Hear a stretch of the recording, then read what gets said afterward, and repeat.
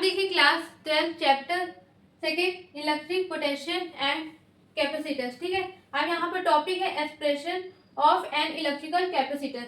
Electrical capacitance की हमको definition बतानी है, फॉर्मूला बताना है और कैसे फॉर्मूला आया, यूनिट ऑफ इलेक्ट्रिकल कैपेसिटेंस क्या होती है, सब कुछ। ठीक है, सब हम यहाँ पर पढ़ेंगे। बहुत इजी टॉपिक है, अच्छे से समझिएगा।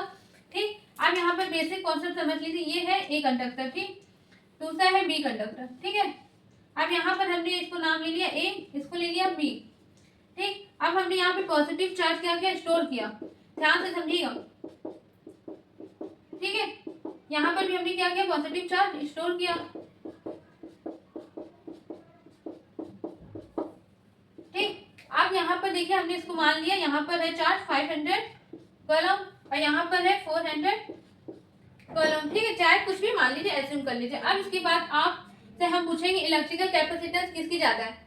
आप कहेंगे ए की ज्यादा, यस बिल्कुल सही आंसर है। पर क्यों है, आप क्यों, क्योंकि इसमें चार्ज ज्यादा स्टोर हुआ है। यहाँ पर चार्ज ज्यादा है, इसलिए इलेक्ट्रिकल कैपेसिटेंस की वैल्यू ये ज्यादा है और कंपेयर टू बी से, बी कंडक्टर। ओके, अब यहाँ पर आप इसको कैसे बोल सकते हैं, इलेक्ट्रिकल कैपेसिटेंस क्या होता है।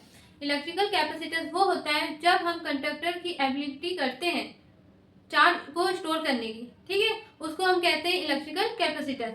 तो डेफिनेशन समझिए ध्यान से। The electrical capacitance,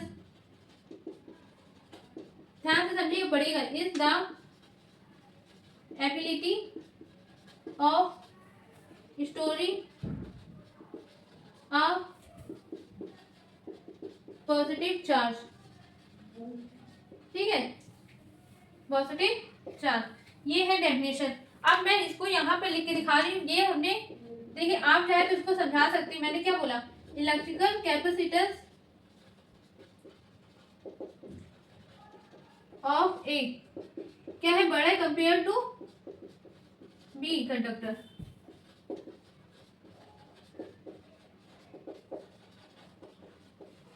of B. ठीक है, अब यहाँ पर आप लोग ने ये पढ़ लिया। ठीक, अब मैं आपको यहाँ पे समझा रही हूँ क्या ये डेराइव मतलब फॉर्मूला कैसे हुआ, देखिएगा ध्यान से। अब यहाँ पे देखिए एक कंडक्टर है, ठीक है, ध्यान से समझिएगा।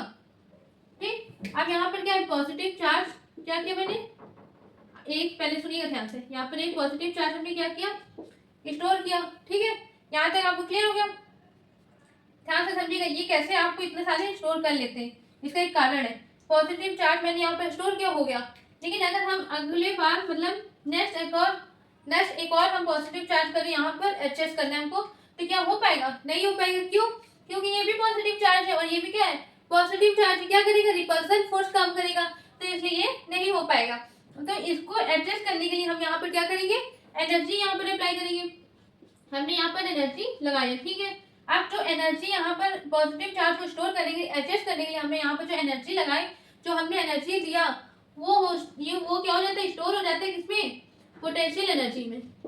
ठीक है, स्टोर हो जाता है पोटेंशियल एनर्जी में। ठीक है, अगर मान लीजिए दूसरा हमने पॉजिटिव चार्ज कर लिया, लेकिन अगर हमने तीसरा पॉजिटिव चार्ज भी करना है यहाँ पर एडजस्ट, तो क्या हो पाएगा, नहीं हो पाएगा। पॉजिटिव चार्ज यहाँ पर भी, पॉजिटिव चार्ज यहाँ पर भी, फिर से क्या करेगा, रिपल्सन फोर्स काम करेगा, तो यहाँ पर नहीं हो पाएगा। फिर से हम क्या लगाएंगे, एनर्जी लगाएंगे। तो आपको कुछ समझ में आ रहा होगा, ये एनर्जी लगाने पर जो देता है एनर्जी, वो किसमें स्टोर हो जाता है, वही पोटेंशियल एनर्जी में स्टोर हो जाता है। ठीक है, तो मतलब आपको कॉन्सेप्ट समझ में आ रहा होगा, जितना जितना हम चार्ज बढ़ाएंगे पॉजिटिव चार्ज, उतना हमारा पोटेंशियल एनर्जी भी क्या होगा, इंक्रीज होगा।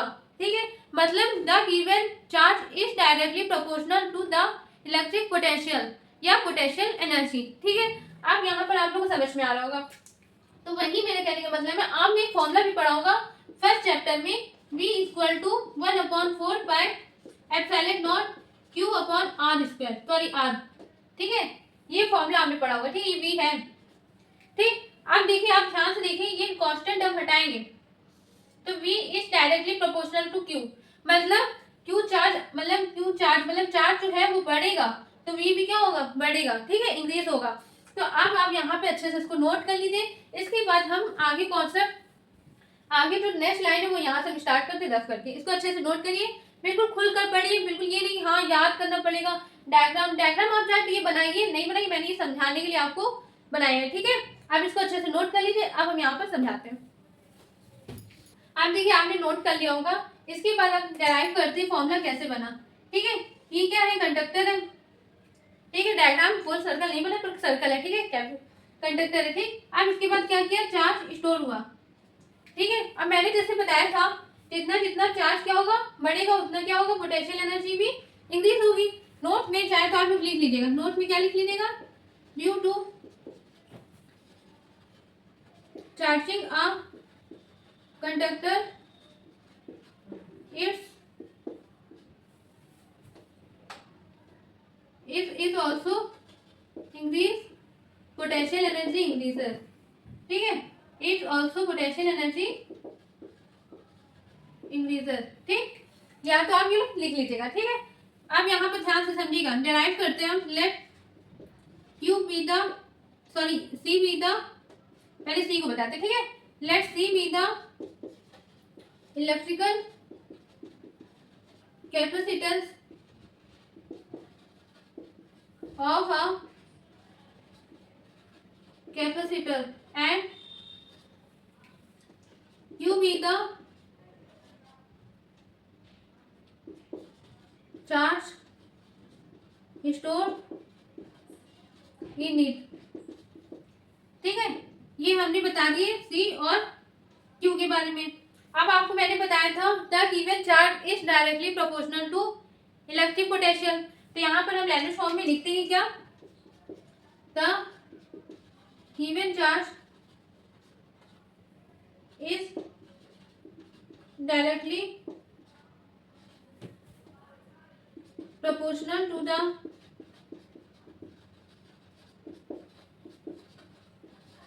इलेक्ट्रिक पोटेंशियल, इलेक्ट्रिकल कैपेसिटेंस नहीं, इलेक्ट्रिक पोटेंशियल। ठीक है,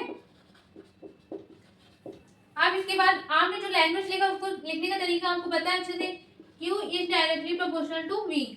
ठीक है, अब आपको अच्छे से पता है इज डायरेक्टली प्रोपोर्शनल टू हटाएंगे तो क्या हो जाएगा, कांस्टेंट टर्म आ जाएगा यहाँ पर। तो Q equal to C V। अब C क्या है यहाँ पर, C क्या है यहाँ पर भैया, C is a constant and is also known as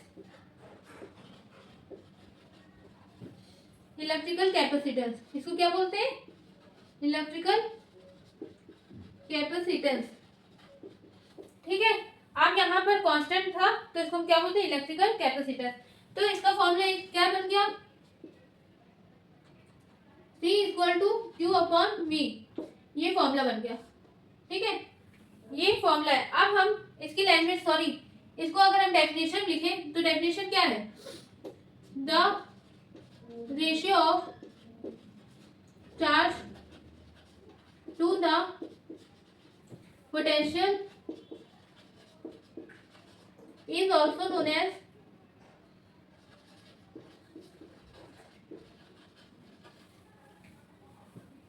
electrical capacitance।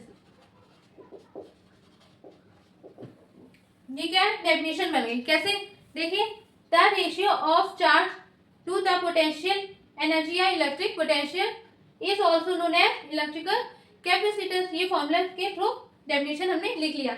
आप ये एक नंबर में भी आ जाए या 2 नंबर में तो आप ये डेफिनेशन लिख सकते हैं, थाना बिल्कुल इजी। अब इसके बाद यूनिट, अगर यूनिट आ जाए, यूनिट क्या, यूनिट ऑफ सी क्या होगा, कूलम्ब पर वोल्ट, और इसको कैसे लिख सकते हैं, सी पर वी। ठीक है, अब यहाँ पर ये पहला हो गया। सेकेंड क्या है, फेरेड, एफ, और इसको कैसे लिख, सॉरी लैंग्वेज में कैसे लिखेंगे, एफ फेरेड, और सिंपल होता है एफ, कैपिटल एफ। ठीक है, अब इसके बाद अगर आपसे पूछा जाए, मान लीजिए मैं यहाँ पे लिख रही हूँ, क्वेश्चन में आ जाए 1 माइक्रो फेरेड, नोट में लिख रही हूँ, ये नोट है। ठीक है, माइक्रो फेरेड, तो इसको आप क्या लिखेंगे, कन्वर्ट करना पड़ेगा आपको 10 की पावर -6 से मल्टीप्लाई। ठीक है, अगर आ जाए 1 वी एफ तो आप क्या करेंगे, 10 की पावर -12 से मल्टीप्लाई करेंगे। ठीक है, ये ध्यान दीजिएगा, ये क्वेश्चन में अक्सर कंफ्यूज करने के लिए आ जाता है। ठीक है, अब आप लोग को अच्छे से समझ में आ गया होगा टॉपिक, फॉर्मूला क्या है, यूनिट क्या है, डेफिनेशन क्या है, सब कुछ अच्छे से इसको 2 बार प्रैक्टिस करिएगा। और मेरी बात ध्यान से सुनिएगा, चैप्टर 1 में जितने भी मैंने डेरिवेशन कराए हैं आप लोग उसको कम से कम प्रैक्टिस जरूर करते रहिएगा, वरना आप लोग भूल जाएंगे उसका फॉर्मूला, डेरिवेशन सब कुछ। ठीक है, अच्छे से प्रैक्टिस करिएगा। अब हम आगे सेकेंड चैप्टर में जो टॉपिक लेकर के आए थे उसका डेरिवेशन, डेफिनेशन, फॉर्मूला, ठीक है, सब कुछ अच्छे से पढ़िएगा, प्रैक्टिस करिएगा। अब हम मिलते हैं अगले नेक्स्ट वीडियो में नेक्स्ट टॉपिक के साथ। Thank you.